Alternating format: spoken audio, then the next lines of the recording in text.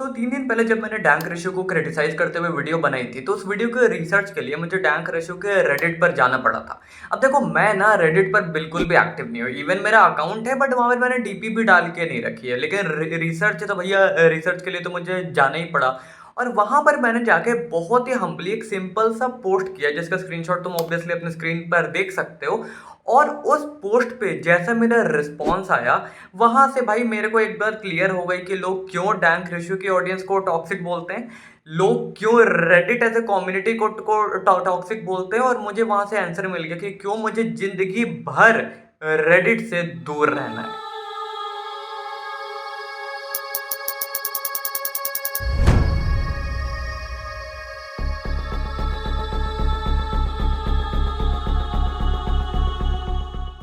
तो सबसे पहले तो अगर तुमने मेरे डैंक रेशियो को क्रिटिसाइज करने वाली वीडियो देखी नहीं है तो तुम देख सकते हो, लिंक तुम्हें आई बटन मिल जाएगा।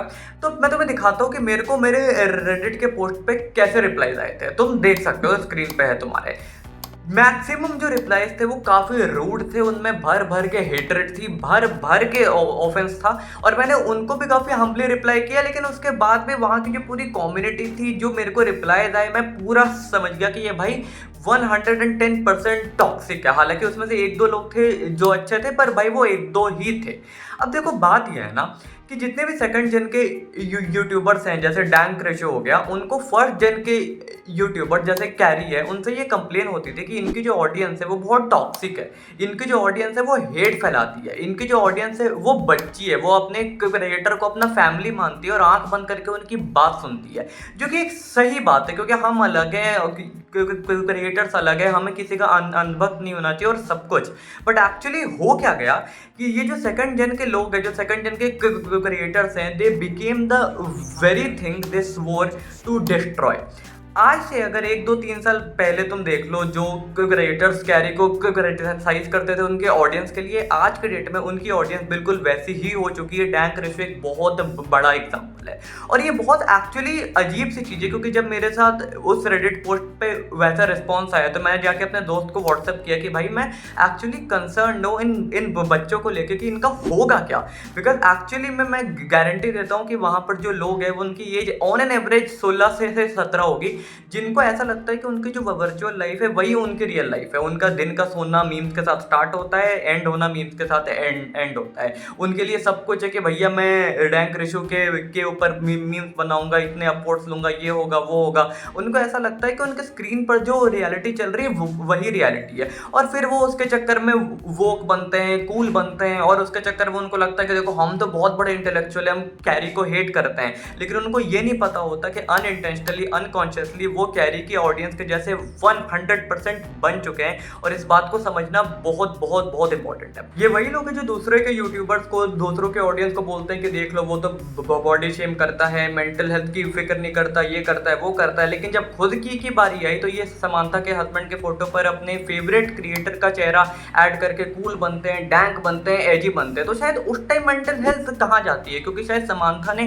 खुद बोला है कि हमें प्राइवेसी दो, we are going through a really hard time. अगर बॉडी शेमिंग की बात आती है तो मैंने जो डैंक रेशियो के ऊपर वीडियो बनाई थी, जहाँ पर मैंने सिंपल सा हम्बल सा कंस्ट्रक्टिव क्रिटिसिज्म दिया था, वहाँ पर भी उसके ऑडियंस आ गए, कुछ फैंस आ गए जो मुझे कह रहे थे कि तू तो हकला है, ये करता है वो करता है। तो bro at least I have the guts to come on camera, speak irrespective of my stammering, मुझे फर्क नहीं पड़ता है। लेकिन बात है कि आधे से ज़्यादा लोग जो वहाँ पर रेडिट पर, इंटरनेट पर कूल बनते हैं, ये सिर्फ और सिर्फ कीबोर्ड वॉरियर्स है। उनके पास इन रियल लाइफ कोई कन्वर्सेशनल स्किल्स नहीं है, कोई कम्युनिकेशन स्किल नहीं है, सिर्फ इंटरनेट पर पूरे दिन बैठ के मीम्स बनाना है, ये करना है, हेट फैलाना है। लेकिन अगर रियल लाइफ में आने को बोल दो तो इनके मुंह से एक वर्ड नहीं निकलेगा। तो जब तुम्हें कोई कंस्ट्रक्टिव क्रिटिसिज्म दे तो वहाँ पर मेंटल हेल्थ ये वो, लेकिन तुम समांथा का मजाक बना रहे हो, उसके हस्बैंड के ऊपर पिक्चर ऐड कर रहे हो, उसकी मेंटल हेल्थ भाड़ में जाए, तुम मेरे जैसे बंदों को तुम बॉडी शेम करो, और बहुत कुछ होता है जो कि बहुत रॉन्ग है। और तुम्हें इस बात को समझना होगा कि तुम्हारी वर्चुअल रियलिटी और रियल लाइफ बहुत अलग है। If you really want to do something, do something in your real life, वो मैटर करेगा। तुम यार पूरे दिन रेडिट पर, इंस्टाग्राम पर फैन पेजेस बना रहे हो, किसी के ऊपर मीम्स बना रहे हो, तुम्हारे यूट्यूबर तुम्हें भाव भी नहीं दे रहा, फिर तुम रिक्वेस्ट कर रहे हो हमारा मीम देख लो, हमारे मीम को रिव्यू कर दो, तुम पूरा दिन यही करते हो। What are you actually doing bro, what are you doing in your real life, that matters. ये मीम वीम भाड़ में जाए। ये जो तुम लोग कहते हो ना कि पहले के लोग कहते थे कि देखो यूट्यूबर्स हमारे फैमिली है, वो कितने बेवकूफ़ हो, तो तुम लोग बस फैमिली वर्ड इंक्लूड नहीं कर रहे, अल्टीमेटली तुम भी वही कर रहे हो। किसी ने बोला कि इसको हैशटैग एंड कर दो, तुम एंड कर रहे हो। तुम किसी को बोलते भाई रेड कर दो, तुम जाके चैट पे रेड कर रहे हो। तो अल्टीमेटली जो तुम्हारा फेवरेट यूट्यूबर बोल रहा है तुम वही कर रहे हो। तो तुम किसी को क्रिटिसाइज करते करते, तुम किसी को अगेंस्ट होते होते, तुम एक बैड चीज एंड करते करते खुद ही उस बैड चीज में कन्वर्ट हो गए हो। और इस बात को समझो, भले तुम अनकॉन्शियसली हो, अनइंटेंशनली हो, चाहे इंटेंशनली हो, तुम लोग टॉक्सिक हो चुके हो। एक बंदा जो तुम्हारे रेडिट में आके सिंपली हम्बल पोस्ट कर रहा है, तुम उसको जाके ऐसे ऑफेंस दिखा रहे हो, हेट फैला रहे हो, विच शोज कि तुम्हारे रग रग में हेट और टॉक्सिसिटी भर चुकी है। और इस वीडियो पे हेट फैलाने से पहले ट्राई टू इंट्रोस्पेक्ट की what am I saying, because तुम्हारे रियल लाइफ में क्या हो रहा है वो मैटर करता है।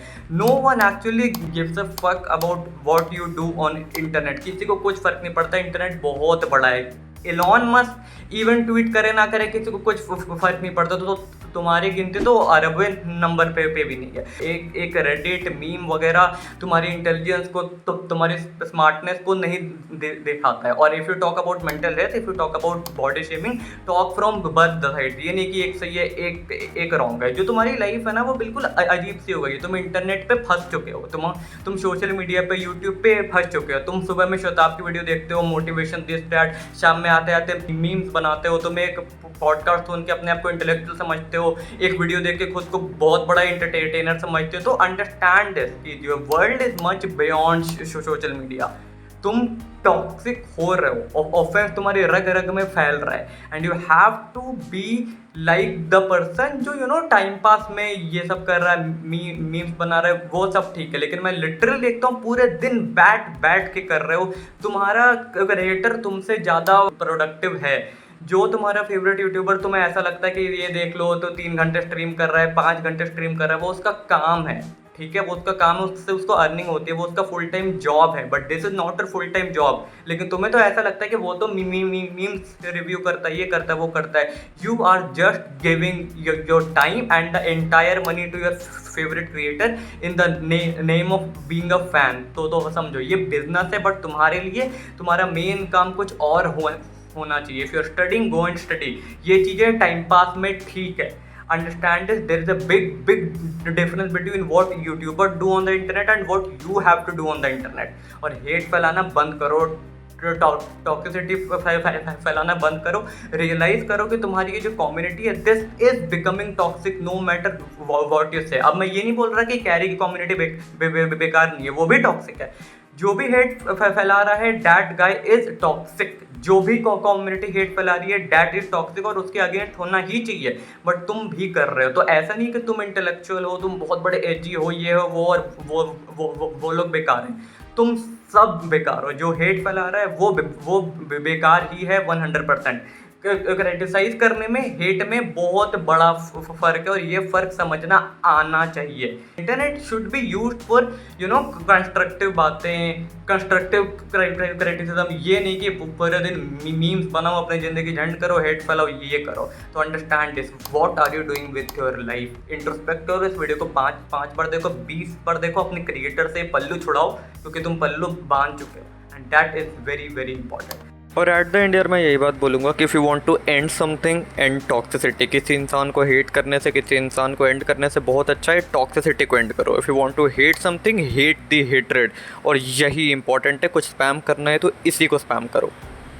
So guys, that was the video on why these second gen YouTubers की community is becoming very very toxic, but they don't even realize it.